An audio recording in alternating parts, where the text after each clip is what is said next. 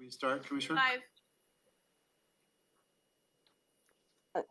Are we live? Yes, ma'am. Okay. I did not hear the countdown. I apologize.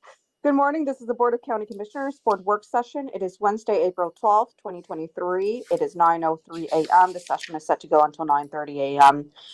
We're at 3000 Pacific Avenue Southeast, room 110. For public virtual attendance, you may tune in to the Thurston County YouTube channel. The agenda on today's meeting is the code clarifications and corrections briefing. I'm Carolina Mejia. I'm the chair of the board.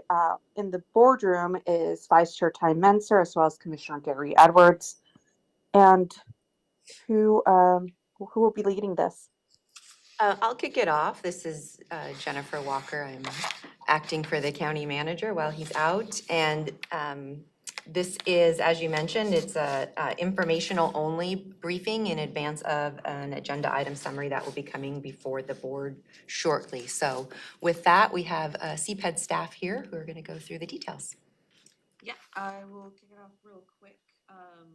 Board, you have seen a number of projects from the Development Code docket come through. This particular project that you're seeing here is actually 3 in 1. So we are moving through and having success with our Development Code docket and bringing those items down. As stated, we will be bringing an AIS forward for the next steps here shortly, unless there are any questions or requests from the board. And Andrew, are you gonna share your screen? I will. For Commissioner Mejia's benefit, since she can't see, do you want to do just quickly introductions? Sure. Christina Chapeau, Community Planning Manager, with staff Andrew Bond and Amelia Schwartz, Associate Planners. Good morning, Commissioners. Andrew Bond here with Community Planning. I'm joined by Amelia Schwartz, also with Community Planning. Today's briefing, we will be discussing the Code Clarification and Corrections Amendment. During this work session, we will discuss the background on the proposal, an overview of the proposed amendments, the Planning Commission recommendation, and next steps for this project. So a little background on this amendment. It is comprised of 3 Development Code docket items: A13, miscellaneous clerical errors; A28, clarification on expansion of non-conforming, non-residential uses and structures; and A29, update signboard posting procedures. The reason for consolidating this is to improve efficiency because each would have had to go through the same review process. Now we're only doing 1 review instead of 3.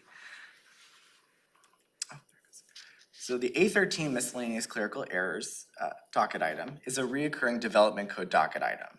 And it happens on every Development Code docket, but that doesn't necessarily go through its actual review. It's more of a placeholder to provide us flexibility when we have small corrections, and when we have enough, we move forward with this amendment. Some of the challenges with the existing regulations that we're hoping to address is correct, incorrect, and old references within the code. Define certain undefined uses, as well as address references to imagery that are difficult to find throughout the code.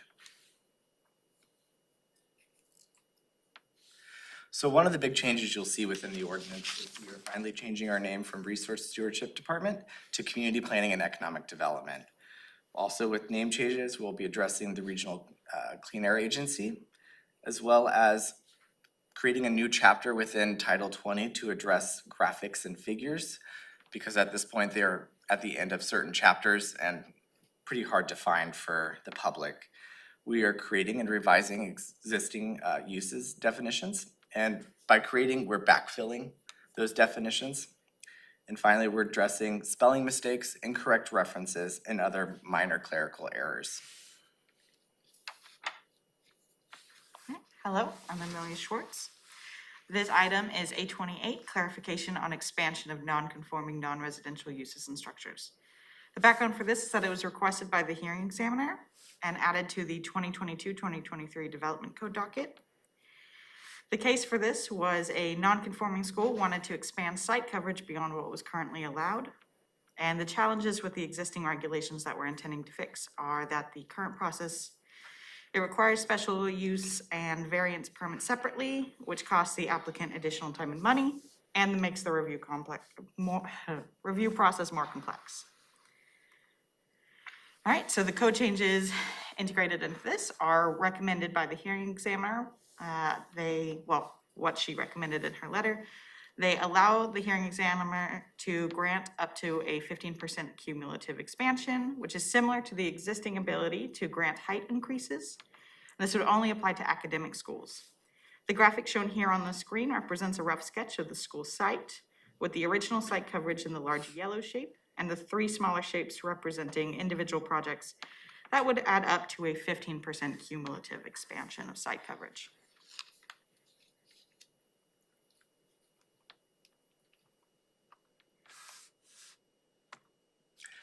A29, update signboard posting procedures, is a request from Development Services. This request would shift the responsibility from staff to applicants for all type 3 permits, and those kind of permits are variances, special uses, and so on. The challenge with the current regulations is that county staff must stop working on review of permits and drive out to the site to post the notice, as well as following the public hearing, picking up that site. And that can go from anywhere from 15 minutes to 2 hours spending driving to those sites. The primary change is obviously that we're shifting the responsibility of posting the sign, but with those regulations, we wanted to ensure that there was consistency with posting those notices. And so we included standards for placement as well as height to maintain visibility to the public right-of-way, securing the sign so if there's inclement weather, the sign doesn't blow away. Timing of the posting to ensure that we meet all noticing requirements, as well as proof of installation for those signs. And so included on this is a graphic of the standard posting sign, as well as just an example of how the sign could be posted on the site. On March 15th, the Planning Commission held a public hearing on this proposal and with an 8-0 vote recommended approval with 1 absent of this project. During the Planning Commission review process, there were no public comments received. A SEPA determination of non-significance was issued and no comments were received as well. Next steps, following this briefing, staff will submit an AIS to schedule a public hearing on April 25th and with the intention of having a public hearing on May 23rd to receive public comments. Thank you, and we're both available for any questions. Thank you. Can we stop sharing the screen, please? Any questions, Commissioner Edwards? I really don't have any questions. I think staff and the planning commission put a lot of work into this. And unfortunately, that's what it takes in the bureaucratic process to get things done, I guess. So I just compliment them on their hard work. Thank you. Thank you. Questions, Commissioner Munster? I only had one. This is pretty straightforward.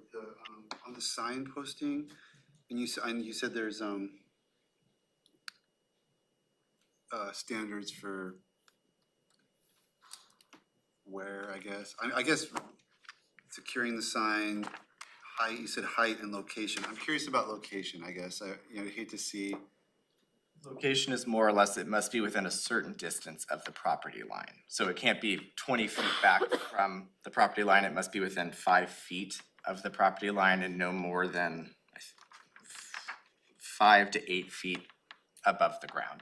It's more or less just consistency and placement on the site when adjacent to a public right-of-way.